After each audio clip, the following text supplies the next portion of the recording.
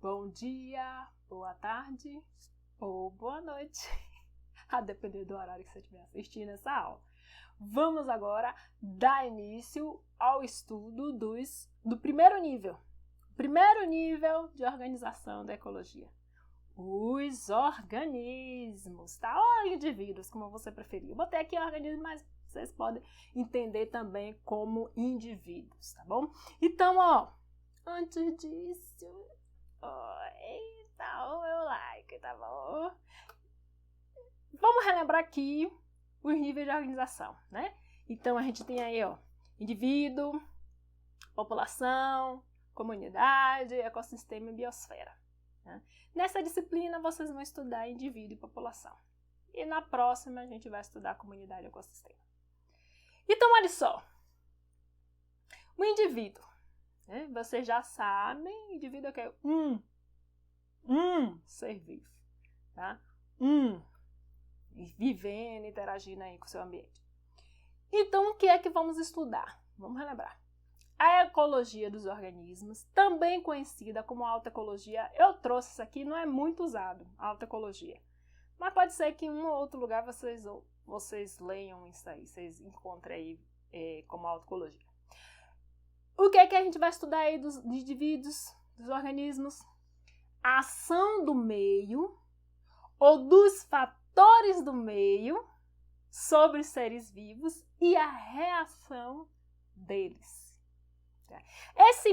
Esse meio aí é o habitat, circunviança.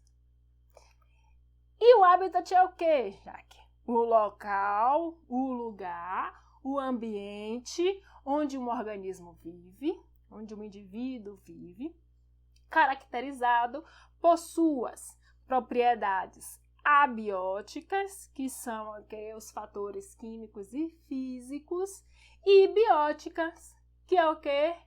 Os outros seres vivos. Os outros organismos, seja da mesma espécie, seja de espécies diferentes.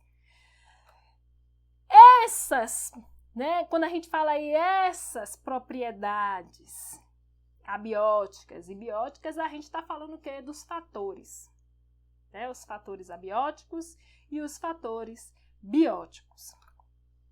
Que, em ecologia, a gente vai chamar de fatores ecológicos também.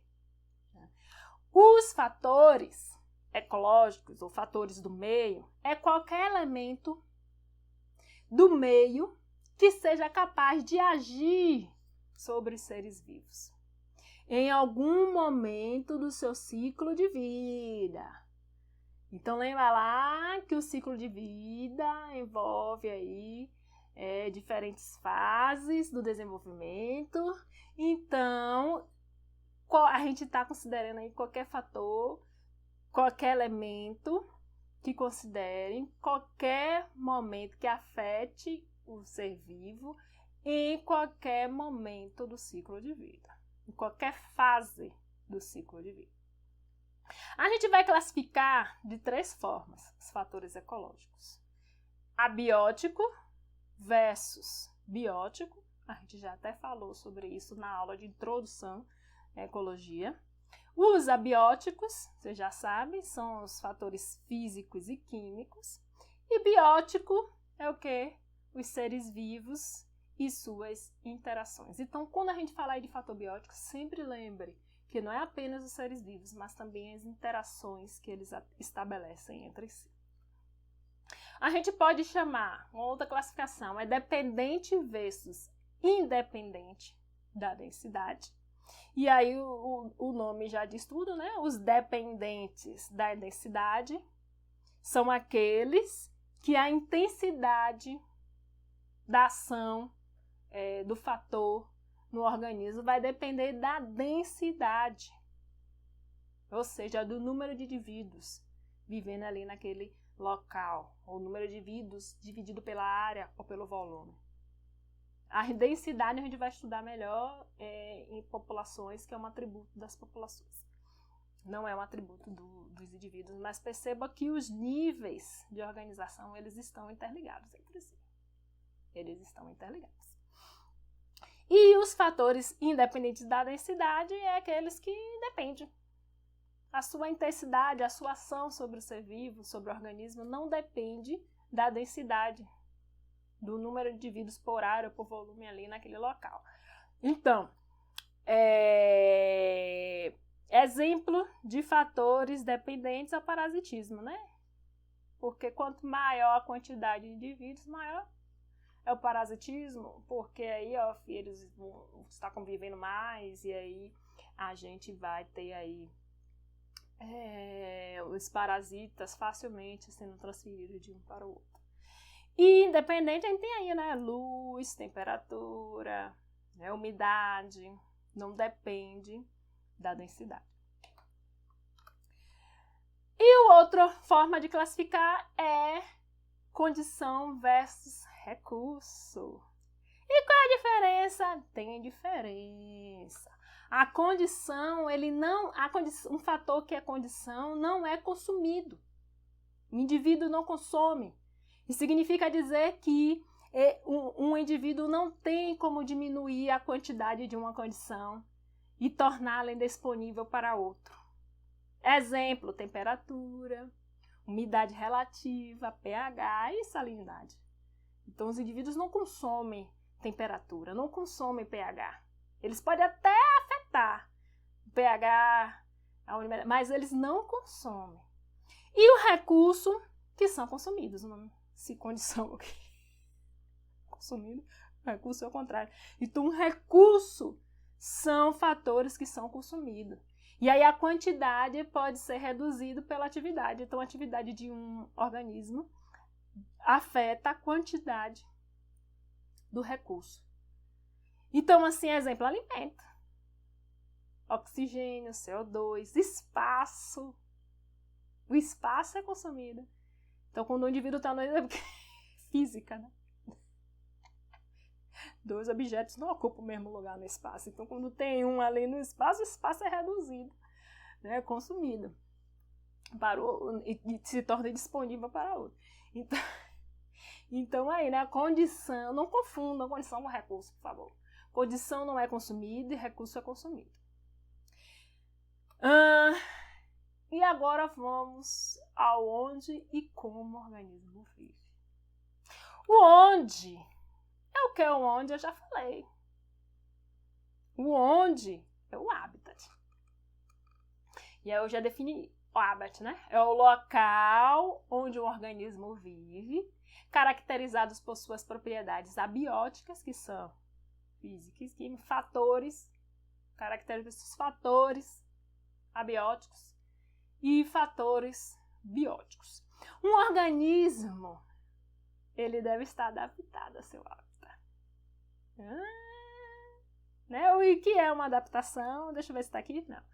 A adaptação eu já falei, inclusive na última aula, vocês já estudaram em biologia geral. Adaptação é propriedade ou característica que surgiu por seleção natural e que condiciona, que dá condições daquele organismo viver e sobreviver e se reproduzir melhor no local. Então, o local onde o organismo vive é o local que ele vai produzir, que ele vai possuir essas características que surgiram como por seleção natural. Então, a gente estuda muito em organismo essas adaptações. E porque essas adaptações permitem que esses organismos sobrevivam naquele local, condicionado, né, afetado por aquelas propriedades abióticas, aquelas propriedades bióticas daquele local.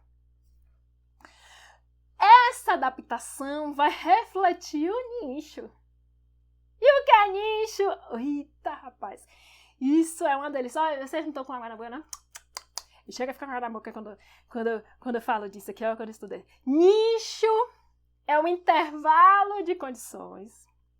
Os limites. Intervalo é o quê? Limite. Limites toleráveis por um organismo. É um conjunto de necessidades e o modo de vida único e particular que cada espécie explora no habitat. Eita! É o papel, em alguns lugares, de forma simplificada, vai dizer que é o seu papel no sistema ecológico.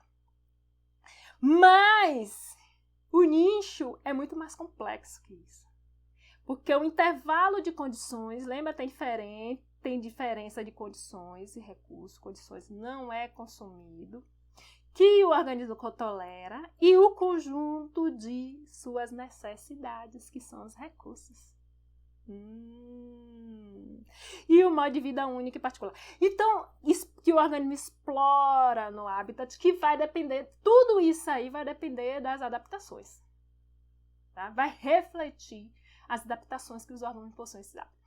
Por favor, esqueçam aquele negócio que às vezes é ensinado no ensino fundamental e médio, que o hábito é a casa e o nicho é o trabalho. Por favor, minha gente, não vamos ensinar isso para os seus alunos.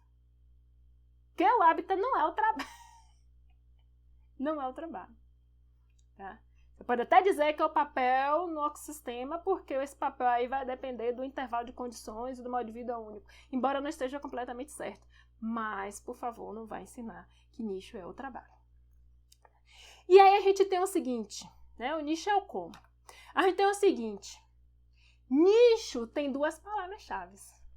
Vamos limpar esse negócio aqui, ó. Vamos limpar esse negócio aqui. Aqui. Tem duas palavras-chave. Ó, aqui, ó. Tolerâncias e necessidades. Então, a gente tem aqui, ó, duas palavras-chave. Tolerâncias. E observe que eu botei aqui, ó, o S em maiúsculo e de vermelho. Tolerâncias. Não é tolerância. Porque os indivíduos estão sujeitos a diferentes condições ambientais. Então, é conjunto de tolerâncias. E a outra palavra-chave é necessidades. Porque os indivíduos necessitam de várias coisas para sobreviver. Então, aqui, ó, quando eu falo de tolerância, eu estou falando de limites de tolerância, valores mínimos e máximos, tá? Que o organismo suporta. Tá?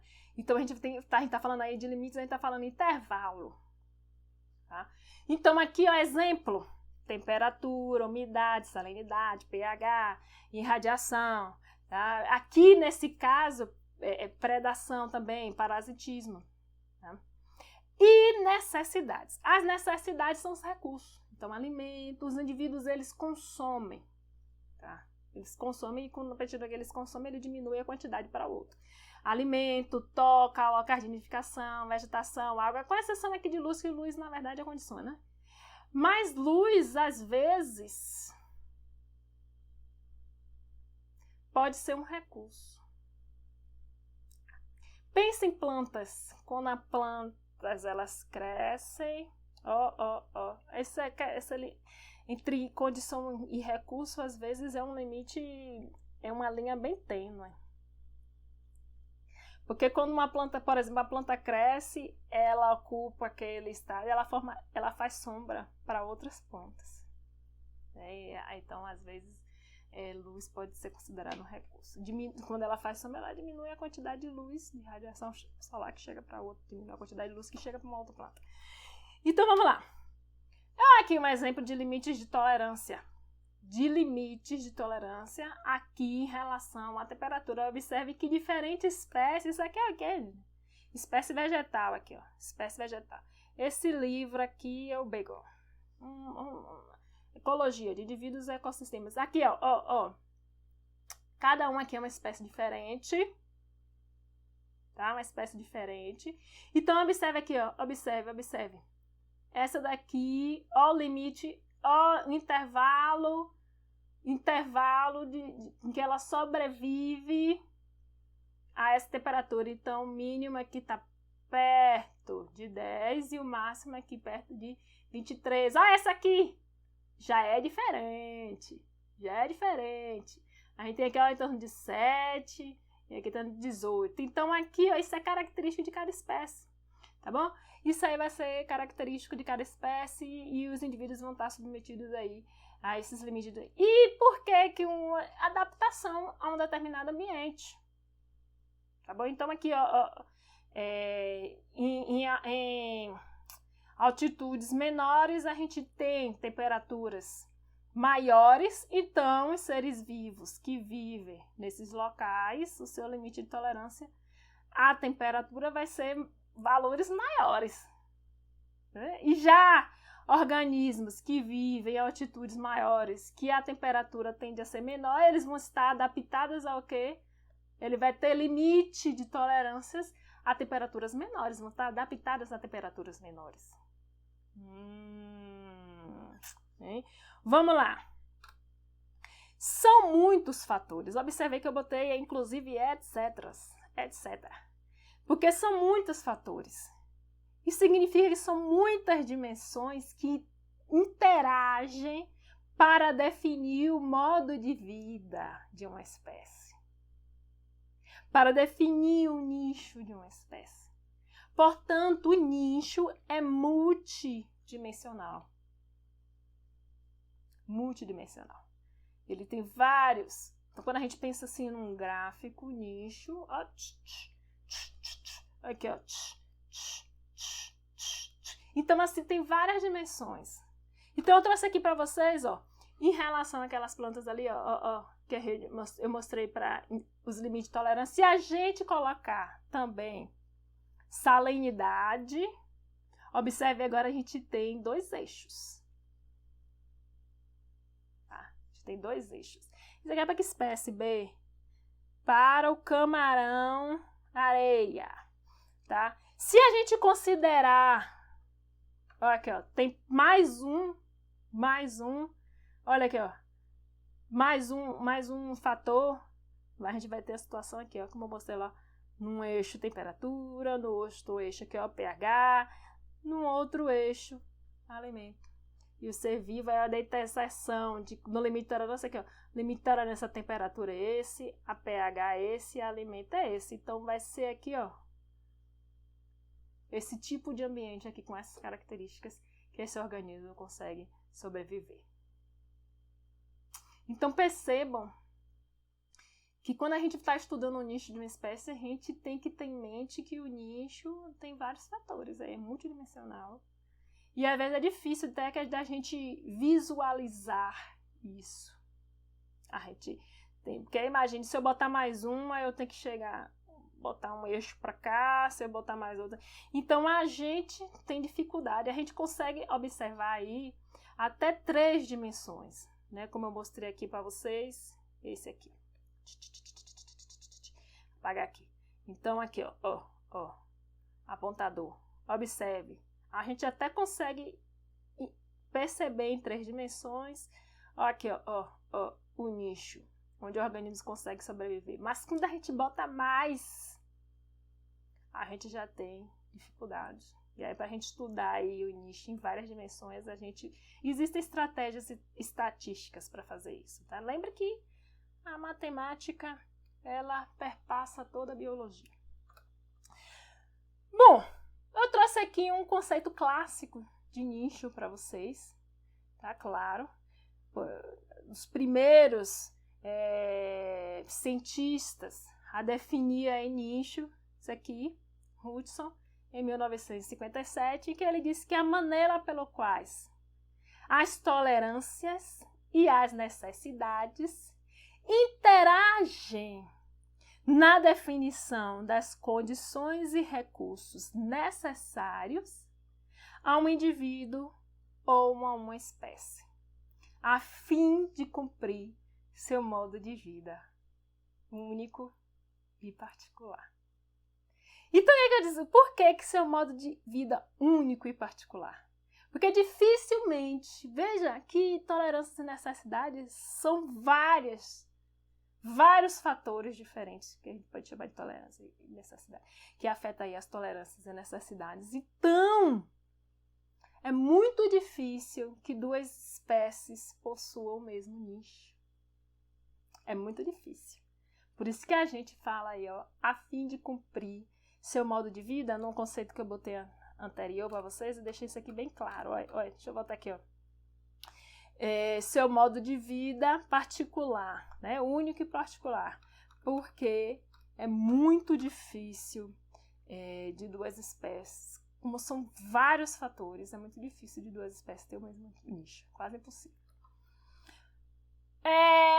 Como as espécies sofrem competição e predação, lembre que fatores abióticos considera também as interações. E a tolerância, algumas interações são consideradas tolerância, como predação, competição, parasitismo. Então, assim, como as espécies interagem, como elas sofrem competição e predação, a gente subdivide o nicho em dois tipos. O fundamental e o efetivo. Então, o nicho fundamental é aquele nicho mais amplo, que vai incluir aí realmente os limites de tolerâncias e as necessidades, tá? E vai incluir, então, todas as potencialidades de uma espécie. Entretanto, como as espécies, como os indivíduos, os seres vivos interagem entre si, a gente tem também o nicho efetivo, também chamado de nicho percebido ou nicho realizado, que é um nicho mais restrito, tá? É um nicho mais estreito, porque ele é limitado às condições e recursos que permitem a permanência sobre a influência de outras espécies. Tá? Então, o nicho efetivo é um subconjunto do nicho fundamental. Tá? E por quê? Porque os seres vivos eles só vão conseguir estar em alguns locais, tá? Se a competição e a predação permite que eles estejam ali. Tá? É um subconjunto do nicho fundamental em que são subtraídas as situações em que outras espécies se sobressaem, né, na competição por recursos. Então, foi o que eu falei agora. Então, os organismos eles só vão estar presentes naquelas condições em que ele não possui competidores superiores e predadores que o excluam, né, daquele local, por exemplo, quando eu estou falando em local. Lembra que o nicho ele reflete, né, o local que o organismo vai viver, porque é naquele local, no hábitat, que vai ter aí as condições físicas e abióticas, né? As condições bióticas, as condições a mulher tá doida. As condições abióticas, que são os fatores abióticos, que são as condições físicas e químicas, e os fatores bióticos, que são os seres vivos e interações. Né? Então, para voltar aqui, né, o nicho, ele é multidimensional, e o habitat de um organismo, ele deve ser caracterizado pelas condições dentro dos limites aceitáveis e deve conter os recursos necessários a uma espécie ou organismo. Né?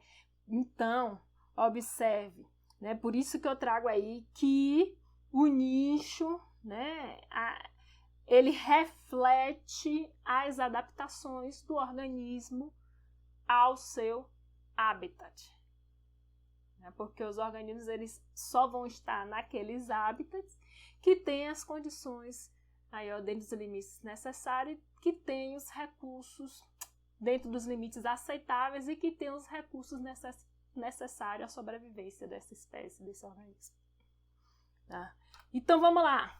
Qualquer lugar que apresente condições dentro dos limites aceitáveis e que contenha os recursos necessários a uma espécie, apresentar a indivíduos dessa espécie, pensem aí. Pensa aí. Pensa. Dá um pause aí e pensa. Apresentará indivíduos dessa espécie se o local for adequado. Se o local refletir o nicho daquela espécie. Né? Aquele local apresentará indivíduos daquela espécie? Lembra de nicho fundamental. A diferença entre nicho fundamental e nicho efetivo. Não necessariamente um lugar que apresente todas as condições e os recursos necessários a uma determinada espécie vai ter indivíduos dessa espécie. Não necessariamente. Por quê? Aí, ó. Qualquer lugar que apresente condições dentro dos limites aceitáveis e que contenha os recursos necessários a uma espécie, tem potencial para abrigar indivíduos dessa espécie. Tem potencial. Mas não necessariamente vai estar. O quê? Por quê? Por quê? Lembra lá de nicho, a diferença entre nicho fundamental e nicho específico. Nicho efetivo, real, percebido, realizado, percebido, mesma coisa. 2 outros fatores são importantes. Já falei, um deles eu já falei lá, que delimita o nicho efetivo. Um desses fatores a espécie deve ser capaz de chegar no local. Então, os indivíduos dessa espécie devem serem capazes de chegar no local que contém as condições e os recursos adequados para aquela espécie. Isso vai depender do poder de colonização, a capacidade de colonização, capacidade. O que vai definir isso? É a capacidade de migrar, a capacidade desses organismos de se movimentar entre os hábitats que não são adequados para ele, entre os locais que não são adequados. E também vai depender da distância do local. Se for uma distância que esses organismos não conseguem se movimentar, então eles nunca vão chegar nesse local que possui as condições dentro dos limites e os recursos necessários. E também vai depender da interação com outros indivíduos. Eu já falei isso quando eu falei lá de nicho efetivo. Então, a predação e a competição num determinado local é extremamente importante. Porque se os organismos forem predados demais, os organismos de determinada espécie forem predados demais, ou naquele local, eles nunca vão estar lá. Outra coisa, não necessariamente, se eles forem predados até acabar os indivíduos daquela espécie, se o efeito se a predação for muito alta, pode ser que eles não consigam se manter naquele local. E se a competição também tiver uma espécie competidora muito superior, pode ser que aquela espécie, os indivíduos daquela espécie excluam os indivíduos de outra espécie. A gente vai estudar isso com mais detalhes em ecologia de comunidades, na próxima disciplina de ecologia. Mas é para vocês terem em mente aí que não necessariamente um local que possui um intervalo de condições, o intervalo de tolerância aceitáveis e que possuam recursos necessários à espécie, não necessariamente esse local vai ter indivíduo dessa espécie, porque outras coisas também influenciam, que é a capacidade de chegar no local e a interação das espécies. Lembra que ecologia é o quê? Estudo da distribuição e abundância dos organismos no espaço e no tempo. E estudo das causas e as consequências. Então, as interações entre os indivíduos e seu ambiente abiótico e as interações entre os organismos, entre os seres vivos, vai afetar a sua distribuição e abundância. Tá bom? Então, terminamos essa aula por aqui. O negocinho aqui não tá se movimentando. De novo. Terminamos essa aula aqui de introdução a organismos por aqui.